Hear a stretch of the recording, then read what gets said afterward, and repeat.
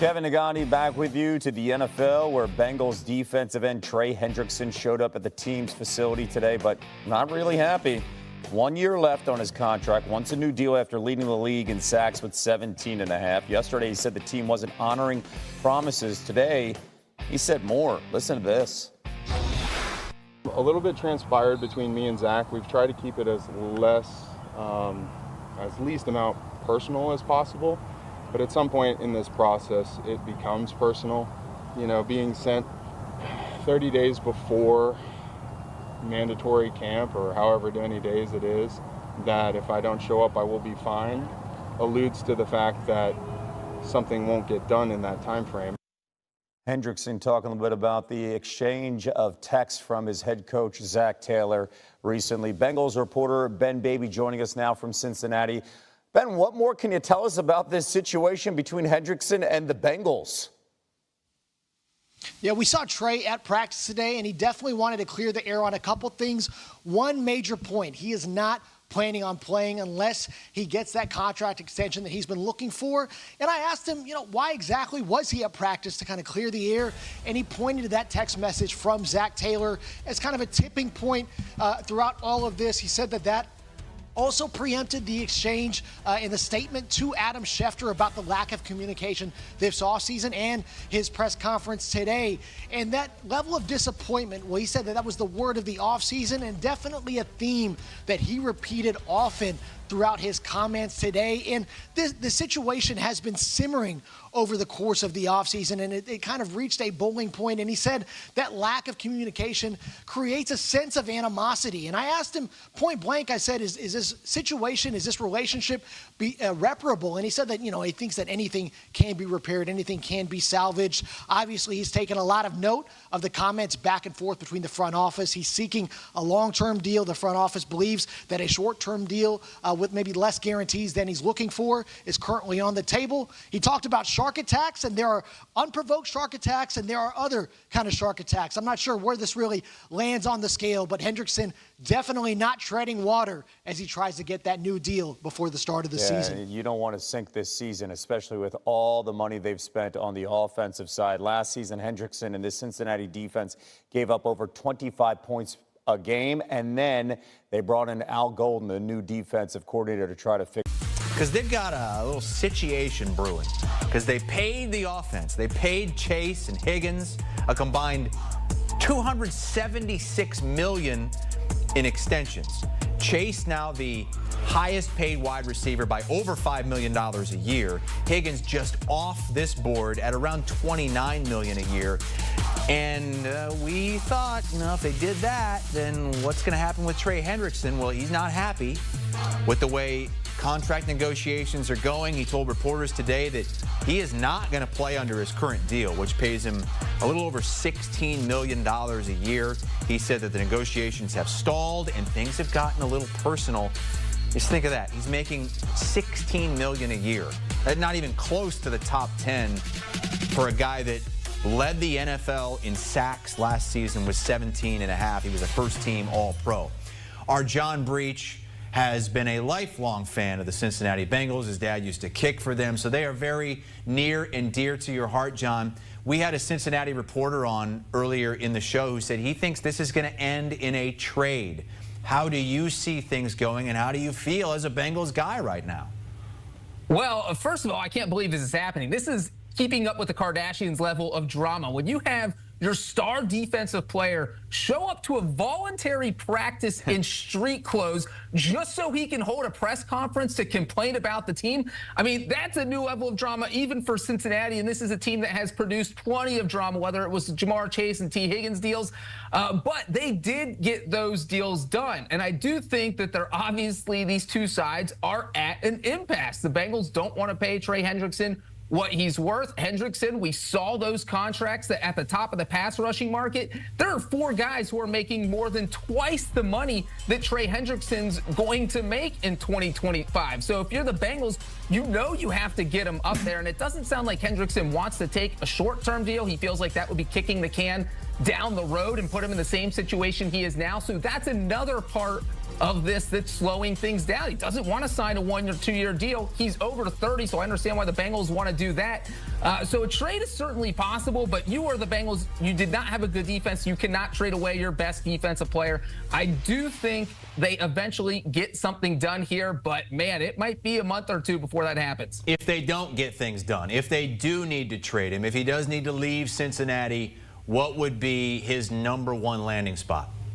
#1 spot, I think, would be the Washington Commanders. If I am Dan Quinn and the Commanders, I am calling up the Bengals and giving them whatever they want. You have a star quarterback in Jaden Daniels who is under his rookie contract for 2 more seasons. So you have money to play with. You want to go all in on winning a Super Bowl. Quinn is a defensive-minded coach. So bringing in Hendrickson would give them really a star pass rusher that they don't really have right now. And if you look at the Commanders' schedule in 2025, they face Patrick Mahomes. They face Jalen Hurts twice. They face a lot of good quarterbacks. So that pass rush would certainly help. And they do have the cap space to do it. They probably have to finagle a little bit, but with almost $23 million in cap space, it's something they could do. So I think the Commanders will be the top spot, Chris.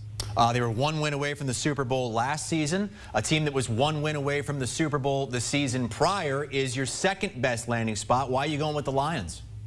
Well, you look at the Lions' schedule. You look at the quarterbacks they face. Let me read this list real quick. Patrick Mahomes, Joe Burrow, Lamar Jackson, Jordan Love, Jalen Hurts, Matthew Stafford, Dak Prescott. I mean, the Lions have a brutal quarterback schedule, so you need someone who can get off after the quarterback. We know they have Aiden Hutchinson, but we saw how bad that pass rush was last season after Hutchinson got injured. He only played in 5 games in 2024. He still led the team in sacks, even though we have played those 5 games with 7.5 sacks. So if you're the Lions, you bring in Hendrickson. He gives you a little bit of security in case Hutchinson isn't 100% to start the season. And if he is 100% to start the season, well, now you have 2 of the top pass rushers in the NFL, and you can get after any quarterback.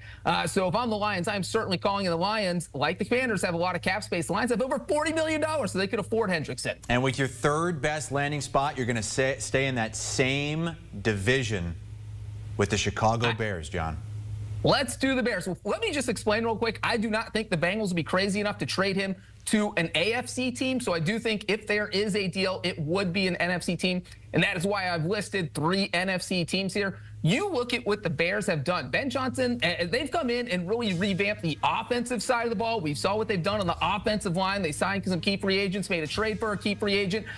So they've really ramped things up. Now they just need a little bit of a stronger defense. And I think the Bears know that they need to add some pass rush because they went out, added some help in free agency, but I do not think they're where they want to be. And one key here is that the Bears' new defensive coordinator this year is Dennis Allen. Chris, that is the same defensive coordinator that was in New Orleans when Trey Hendrickson got drafted in 2017. So Hendrickson spent 4 seasons with Dennis Allen. He's very familiar with his defense, so there wouldn't be very much of a learning curve, and that would reunite those 2.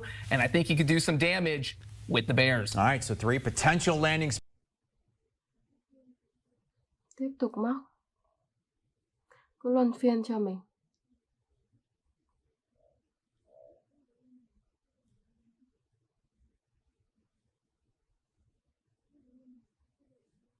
Mũi tiếp theo.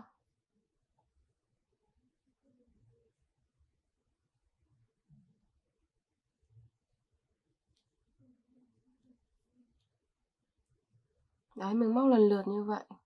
Tiếp tục móc xuống nhé.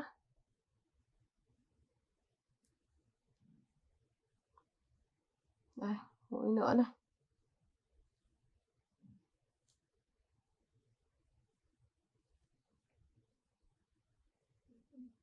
Mũi tiếp theo.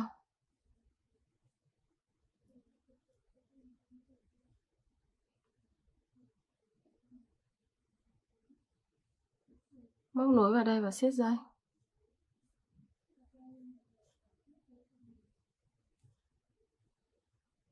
Rồi giờ sẽ móc nối sang cái màu sắc khác. Mình cứ luân phiên từng màu như này là được. Siết cái phần len này lại. Rồi bây giờ sẽ gỡ thêm ra để dùng nhé.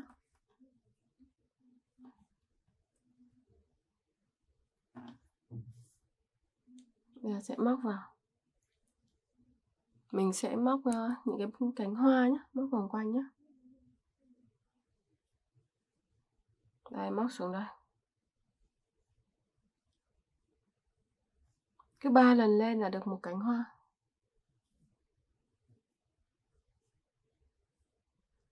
Mũi nữa.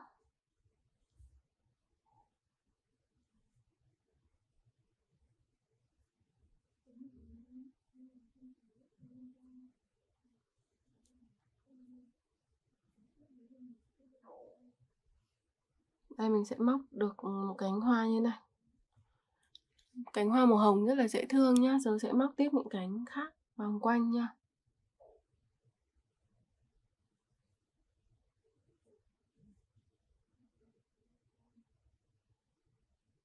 Bây giờ sẽ móc những mũi tiếp theo.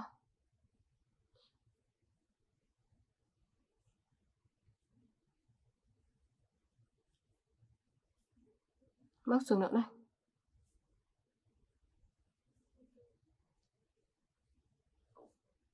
Mũi tiếp theo nữa.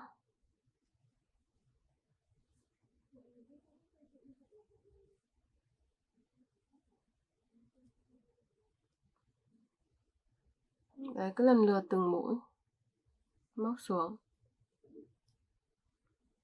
Mình làm tiếp những cái cánh còn lại cũng như vậy nhé.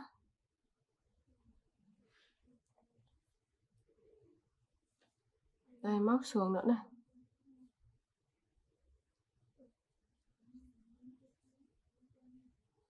Mũi tiếp theo.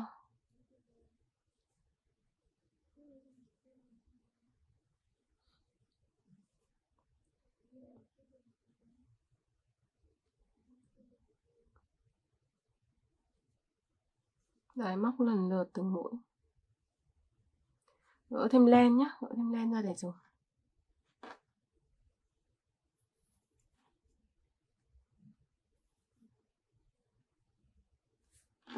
Đây, móc tiếp xuống.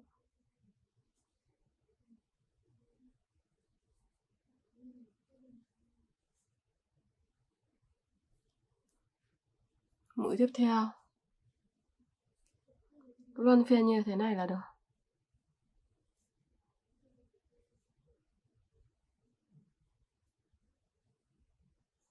Móc xuống này.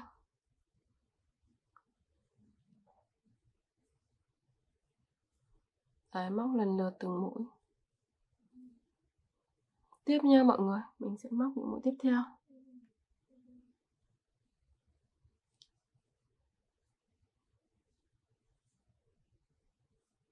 Mũi nữa này.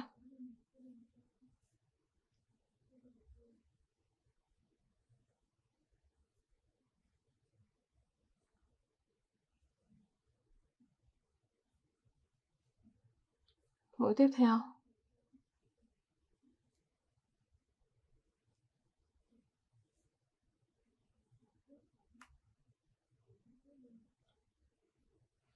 Đấy, cứ móc